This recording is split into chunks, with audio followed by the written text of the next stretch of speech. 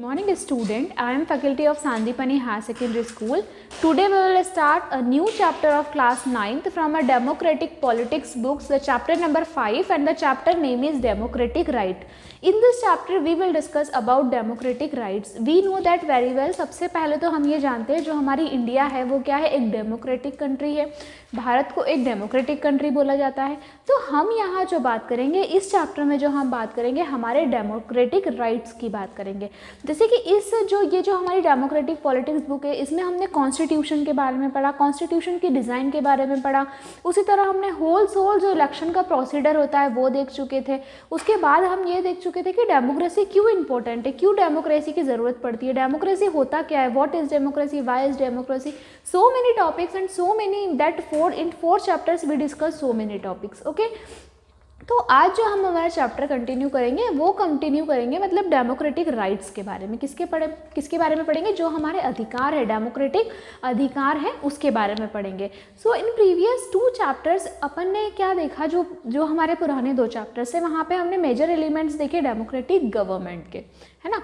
Democratic government के major element के साथ तो चैप्टर 3 था, हमने उसमें ये देखा था कि डेमोक्रेटिक जो गवर्नमेंट है has to periodically elected by the people. जो अगर हम बोलते हैं हमारे यहाँ पे जो इलेक्शन होते हैं, इंडिया यदि डेमोक्रेटिक कंट्री है, इंडिया तो डेमोक्रेसी यहाँ पे हम शो करते हैं। तो डेमोक्रेसी मीन्स क्या है, राइट टू वोट मीन्स जो लोग हैं, जो पीपल है वो क्या कर सकते हैं, अपना लीडर, कौन सी गवर्नमेंट रूल करने वाली वो क्या कर सकते हैं, खुद चुन सकते हैं। उनके ऊपर किसी प्रकार का कोई बाउंडेशन नहीं होता है, कोई फोर्सफुली वोट नहीं करा सकता है, कोई उनको किसी चीज़ का लालच देके वोट नहीं करा सकता है। Every citizen have free and every citizen have right to vote. सभी सिटीजन क्या है, फ्री है, अपनी जगह है और वो क्या कर सकते हैं, वोट कर सकते हैं। ठीक है, तो ये सारी चीज़ें हम क्या देख चुके थे। अब जैसे हम कुछ इस चैप्टर में हमारे अधिकार की बात करते हैं, तो जो हमारा संविधान लिखा है, संविधान ने हमको ड्यूटी दी है, हमारे फंडामेंटल राइट्स भी दिए हैं और फंडामेंटल ड्यूटीज़ भी दिए। मतलब हमको राइट में ये है कि हमको सभी को समान अधिकार मिले, है ना, किसी के साथ किसी का कोई शोषण ना हो, बोलने पे हर को वुमेन को समान अधिकार मिले, हम हमारे जो नेशनल एंथम है, जो भी हमारा नेशनल इंस्टीट्यूशन है उसका सब सम्मान करें। तो ये हमारी कुछ ड्यूटीज़ हो जाती है। ठीक है, अब हम बात करते हैं इस चैप्टर की। तो जो 5.1 हमारा जो टॉपिक रहेगा वो है लाइफ विदाउट राइट। अगर आप एक इमेजिन करो कि आपके पास कोई अधिकार नहीं है तो आपकी लाइफ कैसी होगी, आपकी ज़िंदगी कैसी होगी। जैसे कि एक सिंपल सा एग्जांपल ले लें, आप स्कूल जाते हैं। ठीक है, जब आप स्कूल जाते हैं, स्कूल हम क्यों जाते हैं, कि हम एजुकेटेड बन सके, पढ़े लिखे हो जाएं और लाइफ में क्या कर सके, कुछ कर सके, ऊंचाइयों को छू सके, या हम एक इस लेवल तक तो आ जाए कि अगर आगे हमारी जो फ्यूचर जनरेशन है उसका हम क्या कर सके, उसकी बेसिक नीड तो हम पूरी कर सके। तो अब यदि आपके पास वही अधिकार आपसे छीन लिया जाए, आपसे स्कूल जाने का अधिकार छीन लिया जाए, तो आप क्या करोगे, आपकी लाइफ कैसी हो जाएगी। मतलब आपकी लाइफ एक तरीके से क्या हो जाएगी, पूरी डिस्टर्ब हो जाएगी। मतलब आप अपने आप को क्या नहीं कर पाओगे, इतने परेशान हो जाओगे कि आप ठीक से लाइफ में नहीं जी पाओगे। तो अगर हम इमेजिन करते हैं, जैसे हम इस बुक में क्या है कि we have mentioned right again and again. इस जो ये बुक पढ़ी है, जो इसमें हमने चैप्टर्स पढ़े, उसमें सिर्फ हमने अधिकारों की बात करी है और बार बार हम अधिकारों की ही बात करते आए हैं, क्योंकि अधिकार हमारे जीवन के लिए क्या होते हैं, बहुत ज़्यादा ज़रूरी होते हैं। If you are the member, if we have discussed the right to each other for proceeding, अगर हमने जो 4 चैप्टर भी प्रोसीड किए हैं तो कहीं ना कहीं हमने उसमें क्या बात करी है, अधिकारों की बात करी है। चैप्टर नंबर 1 जैसे कि हमने देखा था, उसमें अपन ने एक कॉम्प्रिहेंसिव डेफिनेशन देखी थी, किसकी देखी थी, डेमोक्रेसी की, है ना। डेमोक्रेसी की डेफिनेशन देखी थी, उसमें इंक्लूड था। चैप्टर नंबर 2 जब हमने डिस्कस किया तो हमने ये देखा था कि कॉन्स्टिट्यूशन जो मेकर्स है वो किस पे बिलीव्स करते हैं, फंडामेंटल राइट्स पे बिलीव करते हैं, where are quite central to the constitution. ठीक है, 3rd हमने ये देखा था जो हर कोई एडल्ट व्यक्ति हो, उसमें अभी हमने अधिकार देखा था चैप्टर नंबर 3 में। उसमें ये था कि हर एक एडल्ट जो सिटीज़न है इंडिया का has a right to be vote, उसको हर चीज़ का अधिकार है, मतलब वो किसी के भी बंधन में क्या है, नहीं है। उसके बाद जो हम देखे थे चैप्टर नंबर 4 में कि अगर कोई लॉ अगेंस्ट है कॉन्स्टिट्यूशन के, तो ये हो सकता है कि every citizen has the right to approach. हर सिटीजन को राइट है, हर सिटी को अधिकार है कि वो उसका अप्रोच कर सकता है। Let's now begin with the 3 examples and what means to live, है ना। अब्सेंस द राइट, अगर आप बात करते हैं, अगर आपको अधिकार नहीं हो तो क्या होगा, लाइफ विदाउट राइट आपकी कैसे हो सकती है। तो हम एक किस्सा पढ़ेंगे जो कि किसका किस्सा है, प्रिजन इन ग्वांटानामो बे, है ना। आपकी जो बुक है उसमें जो टॉपिक दे के रखा है, प्रिजन मतलब कि जेल होता है, तो ग्वांटानामो एक प्लेस है। ग्वांटानामो बे की हम जब बात करेंगे तो कम से कम 600 600 लोगों के साथ क्या हुआ था, were secretly picked up by a US force from the world, मतलब पूरे 600 लोगों को क्या करा था, जो यूएस थे, यूएस के जो लोग थे, यूएस की जो टीम थी, उन्होंने क्या कर लिया था, गिरफ्तार कर लिया था, सीक्रेटली पिक्ड मतलब सीक्रेटली पकड़ लिया था, किसी को पता नहीं चला था कि उन लोगों ने ऐसा करा है, और उनको क्या कर दिया था, ग्वांटानामो में जेल में डाल दिया था। एक ऐसा एरिया है जो ग्वांटानामो जो है वो एक ऐसा एरिया है जो किसके पास है, हम बात करें कि Cuba control by American navy, है ना। सो अनास फादर जी मेल ई एल बन्ना वॉज अमोंग देम, वो उसमें जो अनास के जो फादर थे वो उनके साथ थे। And the American government said that they were enemies of the USA, तो जो अमेरिकन गवर्नमेंट थी वो ऐसा बोल रही थी कि इन लोगों को जिनको हमने सीक्रेटली पकड़ा है, तो हमने इनको, उन्होंने चुपके से पकड़ा था, वो बोलते हैं ये जो है ये क्या है, यूएस के दुश्मन है, ये लोग क्या है, यूएस के एनिमीज़ है, और ये इनको मतलब ऐसे लोगों से लिंक्ड है जो न्यूयॉर्क में ये लोग या तो अटैक कर सकते हैं या इन्होंने अटैक किया था, इन लोगों की लिंक जो है अच्छे लोगों से नहीं है। In most cases the government of their countries they are not asked even inform about there, तो मतलब अब कुछ कंट्री में उस समय ये बात थी कि लोग ये भी, उनको लोगों को अधिकार नहीं था कि हमको तुमने क्यों जेल में डाल दिया है, सीक्रेटली यदि लोगों को पकड़ के जेल में डाल दिया, फिर भी लोग उस चीज़ को बोल नहीं पा रहे थे कि आपने ऐसा क्यों करा है, ऐसा क्यों नहीं करा है। तो कहीं ना कहीं क्या हुआ था, फैमिलीज, अब प्रिजन, अब उन लोगों को जेल में डाल दिया, तो कहीं ना कहीं उनकी जो फैमिलीज थी वो मीडिया के सामने आई थी बोलने के लिए कि नहीं, जो हमारे रिलेटिव्स है या हमारे जो भी उनके उस समय रिलेटिव्स रहे होंगे, फादर मदर जो भी है, तो उनको अगर आपने जेल में डाल दिया तो इसकी रीज़न क्या है। अब उनके पास उस समय कोई अधिकार नहीं थे, अगर उनके पास अधिकार होते कि नहीं ये चीज़ गलत हुई है तो वो क्या कर सकते थे, अगेंस्ट एक्शन ले सकते थे। So the US army arrested them, तो कहीं ना कहीं अगर उनकी जो फैमिलीज भी मीडिया के सामने आई तो यूएस आर्मी ने क्या किया, उन लोगों को भी क्या कर लिया था, अरेस्ट कर लिया था।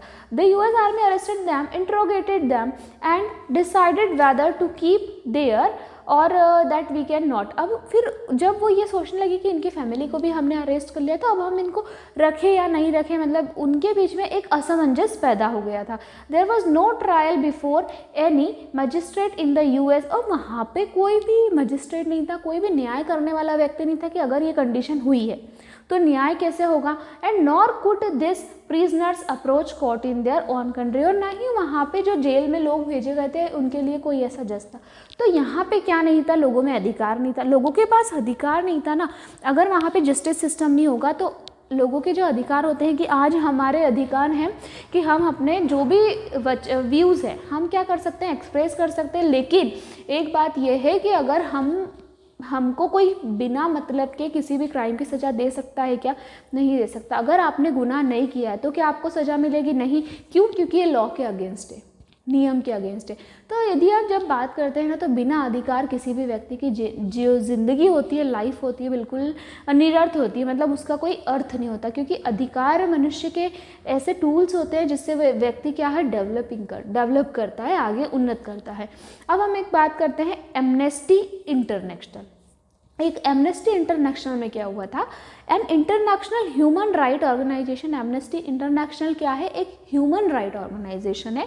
ऐसा संगठन है जहाँ पे जो है किसकी बात की जाती है, मानव अधिकार की बात की जाती है।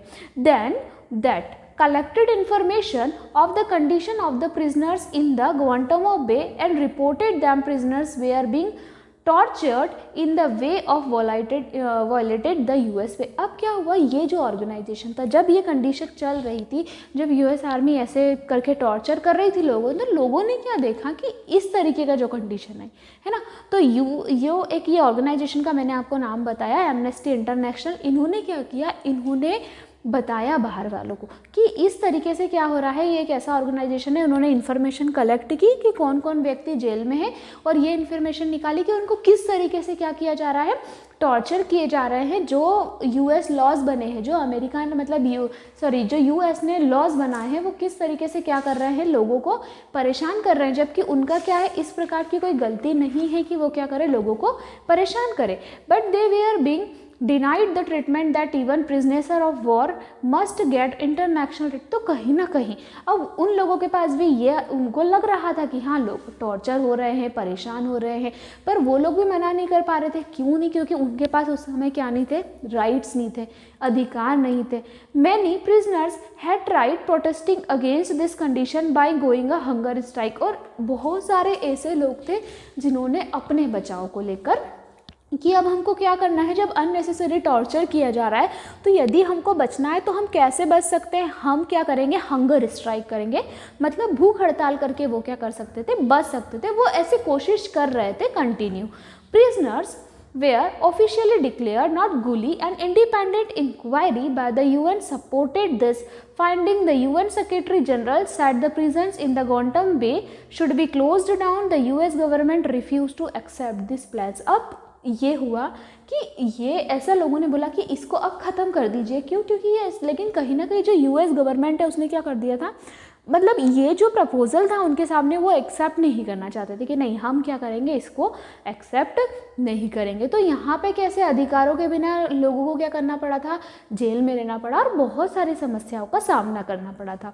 अब हम बात करते हैं citizen right in Saudi Arabia. This is the next topic of your book. ये जो है आपकी बुक का नेक्स्ट टॉपिक है इस चैप्टर में। अगर आप राइट की बात करें, है ना, मानव के अधिकार की बात करें, हर एक सिटीज़न राइट की बात कर रहे हैं हम, नागरिक के अधिकार की हम बात करते हैं कहाँ पे, सऊदी अरब में। अब क्या होता है, द केस ऑफ, जब आपने गुआंटानामो वाला बे वाला केस देखा तो इसमें हमने क्या देखा कि ये केस एक एक्सपेक्शन केस है, मतलब उसको आप बोल सकते हो एक्सेप्शन है।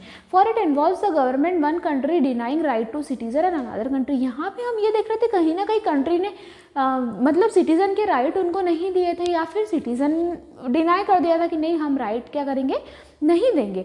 But let us therefore look the case of Saudi Arab. लेकिन यदि आप सऊदी अरब का एक केस देखते हैं, सिटीज़न राइट की आप बात करते हैं, तो उसमें क्या हुआ था, the position of the government. इसमें हम ये देखेंगे पोजीशन सिटीज़न की भी देखेंगे और उसके साथ गवर्नमेंट की भी देखेंगे। इसमें बहुत सारे फैक्ट है। क्या है, फर्स्ट फैक्ट अगर हम देखें, the country is ruled by a heredity king. यहाँ पे क्या होता था उस समय, जो कंट्री होती थी, हेरिडिटी मतलब कि जो पीढ़ी दर पीढ़ी, ठीक है। तो जैसे एक व्यक्ति है वो शासन कर रहा है तो अगला शासन कौन करेगा, उसका बेटा करेगा, अगला शासन कौन करेगा, उसका बेटा, मतलब वहाँ किसी प्रकार के चुनाव नहीं है। तो अगर ऐसी बात करें कि जो हेरिडिटी जो किंग बनते जाते थे तो उस समय क्या होता था, and the people have no role in the electing और चेंजिंग द रूलर्स। मतलब वहाँ पे लोगों का कोई अधिकार ही नहीं था कि वो अपना शासक चुन ले या फिर कोई व्यक्ति को वो इलेक्ट कर दे। किसकी बात है, सऊदी अरब की।